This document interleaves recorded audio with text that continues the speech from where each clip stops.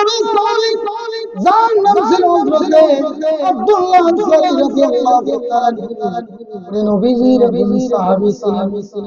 আমার ভাইরা মসজিদে নববীতে যখন বিলাল রাদিয়াল্লাহু তাআলা আযান দিতেন, আব্দুল্লাহ আনসারী রাদিয়াল্লাহু তাআলা মুয়াজ্জিন যখন ইকামাতিস সালাহ বলতেন, আব্দুল্লাহ আনসারী সঙ্গে সঙ্গে দম থেকে বের হয়ে নামাজের মধ্যে দাঁড়িয়ে যেতে। আরো জোরে বলে সুবহানাল্লাহ। আমার ভাইরা একদিন দুই দিন এমন আব্দুল্লাহ আনসারী মুয়াজ্জিন যখন ইকামত শুরু করে, আব্দুল্লাহ আনসারী নামাজের মধ্যে এসে দাঁড়িয়ে আবার নবীজি যখন ডাক থেকে সালাম করে বাম দিকে সালাম করে নামাজ যখন শেষ করে, আব্দুল্লাহ আনসারী একটা সেকেন্ড দেরি করে না, দৌড় মেরে আমার বাড়ির দিকে রওনা হয়ে এমন অবস্থায় সাহাবায়ে কিরাম পরামর্শ করলেন।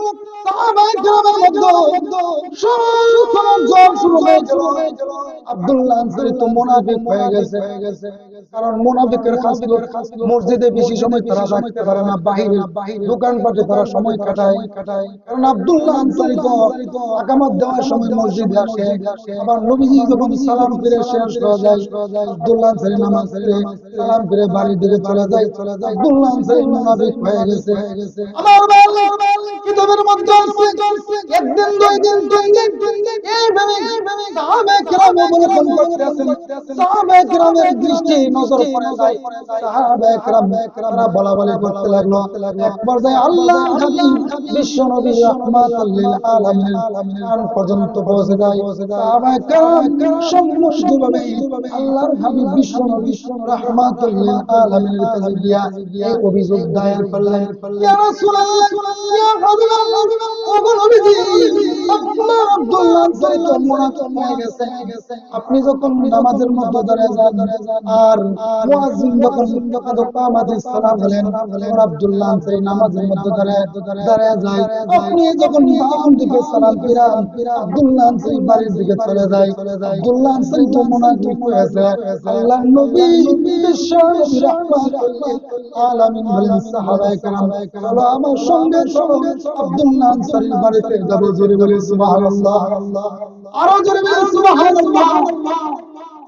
আমার বাবা কিতাবের মধ্যে আছে আল্লাহর নবী রাহমাতুল লিল আলামিন সাহাবায়ে কেরামদেরকে নিয়ে আব্দুল্লাহ আনসারীর বাড়ির আব্দুল্লাহ আনসারী গেটের দরজা দিয়ে আজাদ করলেন। আল্লাহর হাবিব সালাম বলেন, আসসালামু আলাইকুম ওয়া রাহমাতুল্লাহ, কিন্তু ভিতর থেকে সালামের জবাব আসে না। আল্লাহর হাবিব ভিতর সালাম করলেন, ভিতর থেকে কোনো আওয়াজ আসে না, ভিতর থেকে কোনো শব্দ আসে না। আল্লাহর হাবিব ভিতর সালাম করলেন, ভিতর থেকে কোনো আওয়াজ আসে না। সাহাবায়ে কেরাম অবাক হয়ে গেলেন, এইগুলো আব্দুল্লাহ আনসারী ঘর থেকে এত বড় সাহস, নবীজি সালাম দিয়েছেন, সালামের জবাব তো দিচ্ছেন না, কারণ নাকি সাহাবায়ে কেরাম বিশেষ করে ওমর উনি রাগান্বিত হয়ে গেলেন, উনি গুসা হয়ে গেলেন, ওনার চেহারাটা মলিন হয়ে গেল, ওনার রাগে রাগান্বিত হয়ে গেলেন। আল্লাহর হাবিব বিশ্ব নবী রাহমাতুল লিল আলামিন সাহাবায়ে কেরামদেরকে বললেন, এ সাহাবায়ে কেরাম চলো আমরা চলে যাই, আমাদের বাড়িতে চলে যাই। এমত অবস্থায় আল্লাহর হাবিব বিশ্ব রাহমাতুল লিল আলামিন যখন সাহাবায়ে কেরামদেরকে নিয়ে রওনা হতে লাগলো, এমত অবস্থায় আমার ভাইরা কিতাবের মধ্যে আছে ভিতর থেকে জবাব আসলো, ইয়া রাসূলুল্লাহ, ইয়া হাবিবাল্লাহ, নবীজি আমার বাড়ি থেকে যাবেন না, আমি আব্দুল্লাহ আনসারী আমার ঘরের ভিতরে আছি। ইয়া রাসূলুল্লাহ, সাহাবায়ে কেরাম অবাক হয়ে গেলেন, কত বড় দুঃসাহস কোথা থেকে বলো আব্দুল্লাহ আনসারী, এত বড় দুঃসাহস কোথা থেকে বেরো, এত বড় স্পর্ধা। আল্লাহর হাবিব তিনবার সালাম দিয়েছেন, আব্দুল্লাহ আনসারী সালামের জবাব দিল না। এত বড় সাহস, এত বড় অধিকার থেকে বলো আল্লাহর নবী বিশ্ব নবী রাহমাতুল লিল আলামিন সাহাবায়ে কেরামদেরকে বললেন, চুপ থাকো, তোমরা চুপ থাকো। আমার আব্দুল্লাহ আনসারী ঘরের দরজা খুললেন, বললেন, ইয়া রাসূলুল্লাহ, হাবিবাল্লাহ ও আল্লাহর নবী বেয়াদবি মাফ করবেন আল্লাহর হাবিব গো আপনি যখন আমাকে প্রথমবার সালাম দিয়েছেন আমি সালাম শুনেছি কিন্তু আমি সালামের জবাব দেই না যদি সালামের জবাব দেই আপনার জন্য ঘরের দরজা খুলে দিতে হবে ইয়া রাসূলুল্লাহ ইয়া হাবিবাল্লাহ আপনি যখন মসজিদের মতো নামাজ পড়াছেন আপনি যখন মসজিদের মতো নামাজ পড়ান সালাম ফিরানোর সাথে সাথে আমার বাড়িতে চলে আসি আমাদের স্বামী এবং স্ত্রী মাত্র একটা কাপড় ইয়া রাসূলুল্লাহ ইয়া হাবিবাল্লাহ আপনি যখন মসজিদে নামাজ পড়ান আর আমার স্ত্রীর যে জামাটা ছিল আমার স্ত্রীর জামাটা খুলে আমি আব্দুল্লাহ আনসারীকে দিয়ে দেই আমি আব্দুল্লাহ আনসারী ওই জামাটা পরে মসজিদে যাই আর আমার স্ত্রী উলঙ্গ অবস্থায় ঘরের ভিতরে একটা গর্ত আছে ওই গর্তের ভিতরে আমার স্ত্রী থাকে ইয়া রাসূলুল্লাহ ইয়া হাবিবাল্লাহ ওগো আল্লাহর নবী আমি যখন মসজিদ থেকে নামাজ পড়ে আসলাম আমি আমার পরনের জামা আমি আমার পরনের কাপড়টা খুলে আমার স্ত্রীকে দিয়ে দিলাম ইয়া রাসূলুল্লাহ ইয়া হাবিবাল্লাহ আমার স্ত্রী নামাজরত অবস্থা আছে আমি উলঙ্গ অবস্থা আমি গর্তের ভিতরে ছিলাম ইয়া রাসূলুল্লাহ আমি উলঙ্গ অবস্থা আপনার কাছে কিভাবে আসবো এইজন্য গরবে আমি আপনার সালামের জবাব দিলাম আল্লাহর হাবিব যেই মাত্র ঘটনা শুনলেন আল্লাহর হাবিব চোখ দিয়ে পানি সামলাতে পারেন না সাহাবা একরাম পানি সামলাতে পারেন না আমার ভাইরা এইভাবে অবস্থা পর্যবেক্ষণ করার পর দেখা যায় ঘরের একটা কোণার ভিতরে দুইটা বাচ্চা শিকল দিয়ে বাঁধা অবস্থা আছে আমার ভাইরা আল্লাহর নবী বিশ্ব নবী রাহমাতুল্লাহ আলামিন আব্দুল্লাহ রাদিয়াল্লাহু তাআলা বললেন হে আব্দুল্লাহ ওই যে ঘরের কোণার ভিতরে দুইটা বাচ্চা হাতের মধ্যে শিকল দিয়ে বাঁধা তাদের কি অপরাধ পুরাতন নবজন্মরা দুষ্টু মাসুম বাচ্চা তাদের তো কোনো গুনাহ নাই কি অপরাধ করেছে কি অন্যায় করেছে তাদেরকে শিকল দিয়ে ঘরের ভিতরে বেঁধে রাখছো আব্দুল্লাহ আনসারী রাদিয়াল্লাহু তাআলা বললেন ইয়া রাসূলুল্লাহ ইয়া হাবিবাল্লাহ আল্লাহর নবী গো ওই যে দেখেন আমার বাড়ির সামনে একটা খেজুরের গাছ আছে ওই খেজুরের গাছটা এক ইহুদির খেজুরের গাছ ইয়া রাসূলুল্লাহ ওই খেজুরের গাছ থেকে যদি খেজুর পড়ে আর আমার বাচ্চারা যদি ওই খেজুর খেলে টুকায় টুকায় তারা যদি বক্ষণ করে ফেলে আমাদের কঠিন ময়দানে মহান আল্লাহ যদি আমাকে জবাবদাহি করে আমি আল্লাহর দরবারে কি জবাব দিব এই জন্য আমার দুইটা বাচ্চাকে শিকল দিয়ে বেঁধিয়ে রাখছি আস্তে কর আরো জোরে বলেন সুবহানাল্লাহ আজকে আমাদের কি অবস্থা আমরা নিজেই মানুষের কাছ থেকে কাঁঠাল খেজুর আম জাম বেরো এগুলো আমরা নিজে গাছ থেকে খাই কি খাই না অথচ সাহাবায়ে কেরাম কেমন সহ্য করছেন যেই মাত্র আল্লাহর হাবিব এই কথা যখন শুনলেন আল্লাহর হাবিব বিশ্ব নবী রাহমাতুল লিল আলামিন সাহাবায়ে কেরামদেরকে বলেন ও সাহাবায়ে কেরাম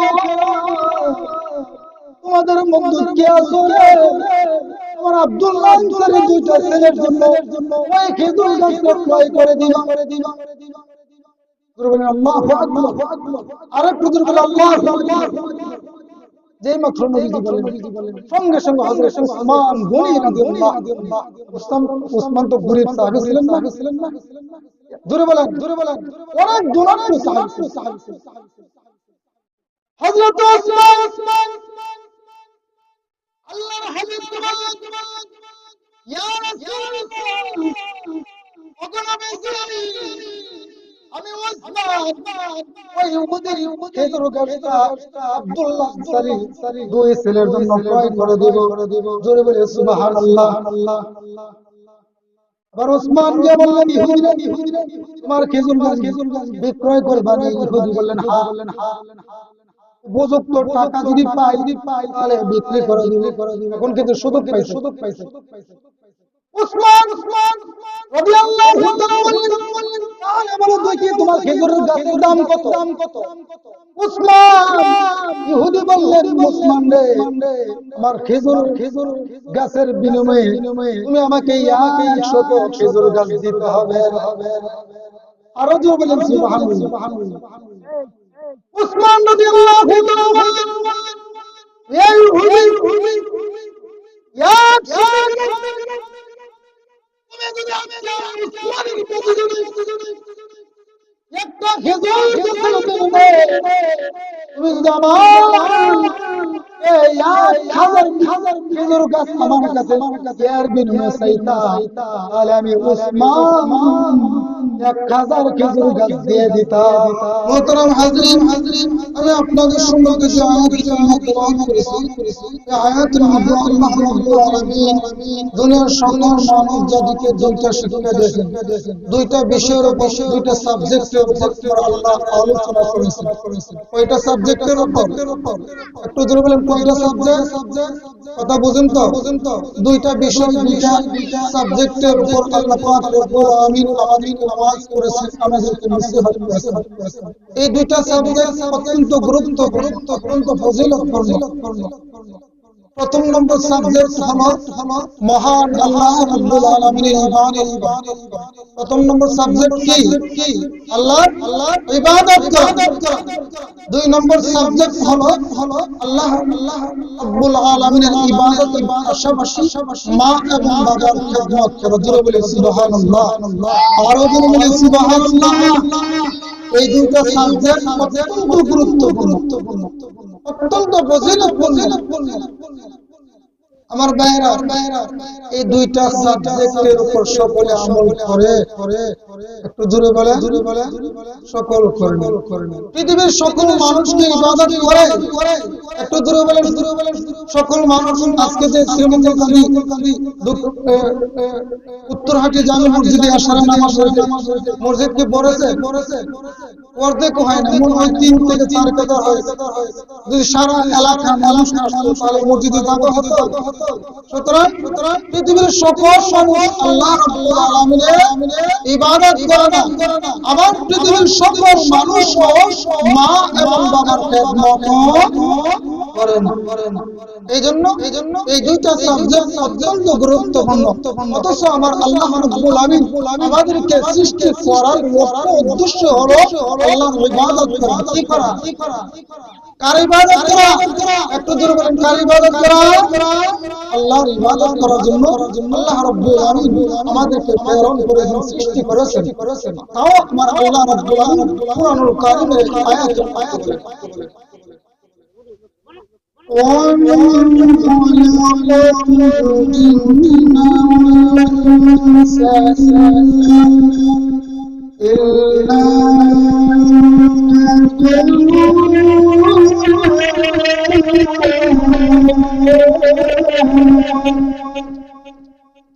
আল্লাহ রাব্বুল আলামিন বলেন, আমি মানুষ এবং জিন জাতিকে সৃষ্টি করেছি একমাত্র আমি আল্লাহ রাব্বুল আলামিনের ইবাদত করার জন্য।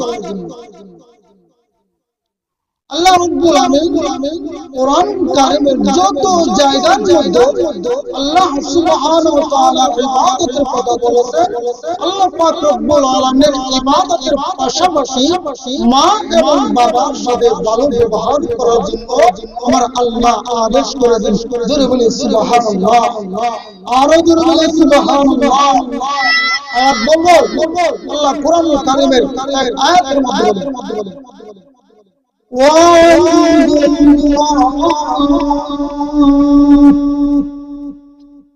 আল্লাহ বলেন ওয়াবুদুল্লাহ, তোমরা আমার ইবাদত।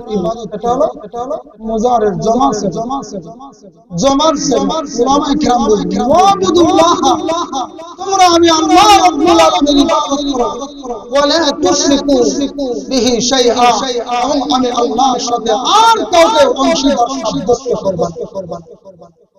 তাহলে আমাদের ইবাদত একনিষ্ঠভাবে একমাত্র কার জন্য করতে হবে? একটু জোরে বলেন, কার জন্য করতে হবে? আল্লাহর জন্য। আমাদের ইবাদত, আমাদের সামনে রোজা আসতেছে, রোজা আর যাকাত, যা আমল আছে, আমলে সালেহ আমাদের কার জন্য করতে হবে? আমার মরণ কার জন্য হবে? আল্লাহর জন্য। আমার আল্লাহ কোরআনুল কারীমের আয়াতের মধ্যে বলেন, إن صلاتي ونسكي ومحياي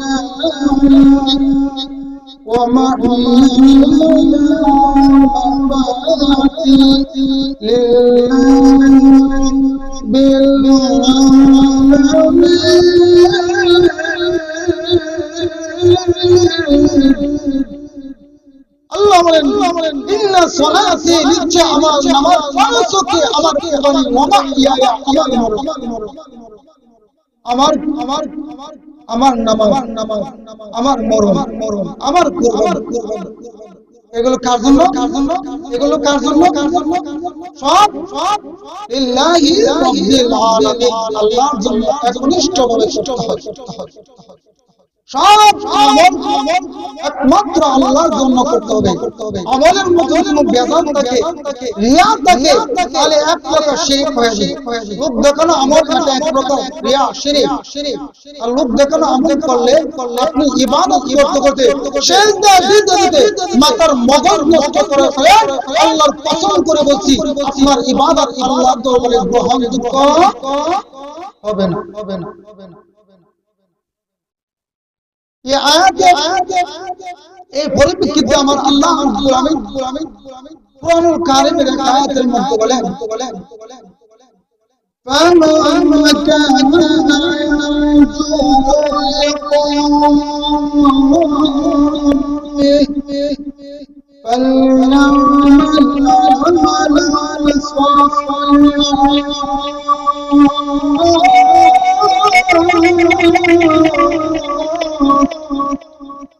আল্লাহ বলেন যদি তোমরা আমি আল্লাহর সাথে পরকালে সাক্ষাৎ লাভ করতে চাও দেখা করতে চাও তাহলে আমি আল্লাহ তোমাদেরকে দুইটা শর্ত দিলাম কয়টা শর্ত ফালিয়ামাল আমালান সালিহা আমলে সালিহ দুইটা শর্ত দিলাম একটা হলো আল্লাহর ইবাদত করা ইবাদত বিভিন্ন রকমের হতে পারে দুই নম্বর শর্ত হলো আল্লাহর জাতের সাথে কাউকে অংশীদার সাব্যস্ত না করা এই আয়াতের ব্যাখ্যায় মুফাসসিরিনে কেরাম তাফসীরের কিতাবের মধ্যে লেখেন যে আল্লাহর নবীর একজন সাহাবী ছিলেন যার নাম হলো জুনদুব ইবনে যাহিদ আমিরি রাদিয়াল্লাহু তাআলা আনহু উনি সব সময় আল্লাহর ইবাদত করতেন এমন ইবাদত করতেন আল্লাহু আকবার উনি আল্লাহকে সন্তুষ্ট করার জন্য ইবাদত করতেন এর পাশাপাশি ওনার আরেকটা তামান্না ছিল একটা আশা ছিল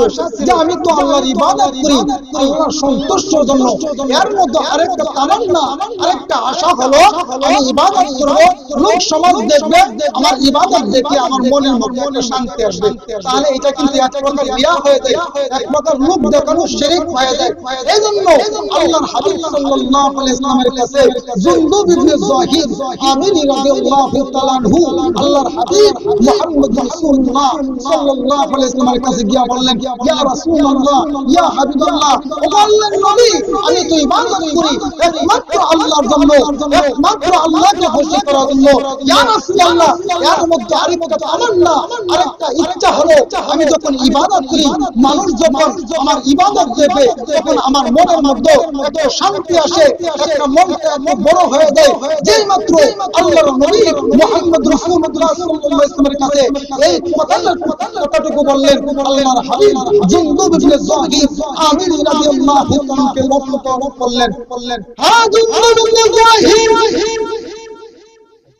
আল্লাহর কসম করে বলছে যে ইবাদত মানুষকে দেখানোর জন্য ইবাদত করাই আমি প্রিয় নবী বিশ্ব নবী রাহমাতুল লিল আলামিন আমি বললাম ইবাদত করতে করতে যদি তোমার মাথার মগজ নষ্ট করে কেন আল্লাহর কসম করে বলছি ওই ইবাদত আল্লাহ গ্রহণ করবেন না আরেকটু আসতে আরেকটু জোরে বলেন সুবহানাল্লাহ এই পরিপ্রেক্ষিতে আল্লাহ রাব্বুল আলামিন কুরআনুল কারীমের আয়াতটুকু নাযিল করে আমার আল্লাহ রাব্বুল আলামিন নবীর উপর নাযিল করে দেন। আল্লাহর হাবিব বিশ্ব নবী রাহমাতুল লিল আলামিন জুনদুব ইবনে যাহির আমিরিকে এই আয়াতটুকু পড়ে শোনালেন। মান কানা ইয়ারজু লিকা রাব্বিহি ফালইআমাল আমালান সালিহান ওয়া লা ইউশরিক বিইবাদাতি রাব্বিহি আহাদা। এই আয়াতটুকু পড়ে শোনালেন। হে জুনদুব ইবনে যাহির, যদি পরকালে আল্লাহর সাথে সাক্ষাৎ লাভ করতে চাও, মুলাকাত লাভ করতে চাও, তাহলে নির্বাদাত ইবাদত করতে হবে। আমরা যদি আল্লাহর সাথে সাক্ষাৎ লাভ করতে চাই, আমাদের ইবাদত কি হতে হবে? খালিস ইবাদত হবে, খালিস ইবাদত হবে, ইখলাসিয়তের ইবাদত হবে। আর যে ইবাদতের মধ্যে শিরকের গন্ধ পাওয়া যাবে, ওই ইবাদত আল্লাহ গ্রহণ করবেন না। এজন্য হাদিস শরীফের মধ্যে আছে আল্লাহর নবী মুহাম্মদ রাসূলুল্লাহ সাল্লাল্লাহু আলাইহি ওয়াসাল্লাম হযরত আবু দারদা রাদিয়াল্লাহু তাআলা কে উদ্দেশ্য করে নবী একদিন ওয়াজ করলেন। عن أبي الدرداء رضي الله تعالى عنه قال رسول الله صلى الله عليه وسلم لا تشركوا بالله شيئا وإن قتلت أو أهلكت. الله حضرت محمد رسول الله صلى الله عليه وسلم أبو الدرداء رضي الله تعالى عنه الله تشركوا بالله شيئا يا أبو তোমাকে আমি রাসূল তোমাকে ওয়াজ করতেছি আবু দারদা, আল্লাহ তুশরিকু বিল্লাহি শাইআ, না না আমি আল্লাহ রাব্বুল আলামিনের সাথে কাউকে শরীক করব না, আল্লাহর জাতের সাথে কাউকে অংশীদার সাব্যস্ত করব না। ওয়া ইন কুতিলতা, ও আবু দারদা তোমাকে যদি কেটে টুকরা টুকরা করা হয়, আও উল্লিকা, আবু দারদা তোমাকে যদি আগুনে পুড়িয়ে জ্বালিয়ে সরকার করা হয়, এরপরে তুমি আল্লাহর জাতের সাথে কাউকে অংশীদার সাব্যস্ত করবে না। এই ওয়াজ কে করলেন? জোরে বলুন, কথা বুঝেন না আপনারা? এই ওয়াজ কে? আপনার আমার নবী মুহাম্মদ রাসূলুল্লাহ সাল্লাল্লাহু আলাইহি ওয়াসাল্লাম হযরত আবু দারদা রাদিয়াল্লাহু তাআলা কে এই ওয়াজটুকু বলেন, আল্লাহ তুশরিকু বিল্লাহি শাইআ ওয়া ইন কুতিলতা আও হুররিকতা। আবু দারদা আল্লাহর জাতের সাথে কাউকে অংশীদার সাব্যস্ত করবে না। ওয়া ইন কুতিলতা, যদি তোমাকে কেটে টুকরা টুকরা করা হয়, আও হুররিকতা, আবু দারদা তোমাকে যদি আগুনে পুড়ে জ্বালিয়ে সারখার করা হয়, এরপরে আল্লাহর জাতের সাথে কাউকে অংশীদার সাব্যস্ত করবেন। এজন্য আমরা ইবাদত করতে হবে একমাত্র আল্লাহকে সন্তুষ্ট করার জন্য, নামাজ পড়তে হবে আল্লাহকে সন্তুষ্ট করার জন্য, রোজা রাখতে হবে আল্লাহকে সন্তুষ্ট করার জন্য, নামাজ পড়তে হবে আল্লাহকে সন্তুষ্ট করার জন্য, যাকাত দিতে হবে আল্লাহর ভালোবাসার জন্য, আল্লাহকে সন্তুষ্ট করার জন্য।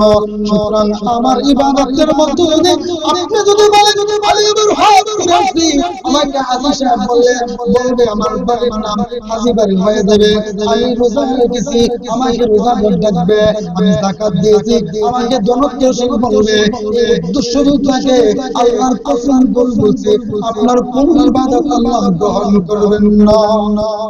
আপনি নামাজ পড়েছেন আল্লাহর জন্য, যাকাত দিয়েছেন আল্লাহর জন্য, কিন্তু আজকে আমাদের সমাজে এই প্রথা হয়ে গেছে আমরা যখন নামাজ পড়ি মানুষকে দেখানোর জন্য নামাজ পড়ি, আমরা যখন রোজা রাখি মানুষকে সারাদিন বলে আমি রোজা রাখছি, আমি যখন হজ করি মানুষকে বলি আমি হজ করেছি আমাকে হাজী সাহেব বলবা, আমি যখন যাকাত দেই মানুষকে বলবা আমি যাকাত দিয়েছি আমাকে যাকাত শিল বলবা। আল্লাহর কসম বলছি ওই ইবাদত আল্লাহ গ্রহণ করবেন না।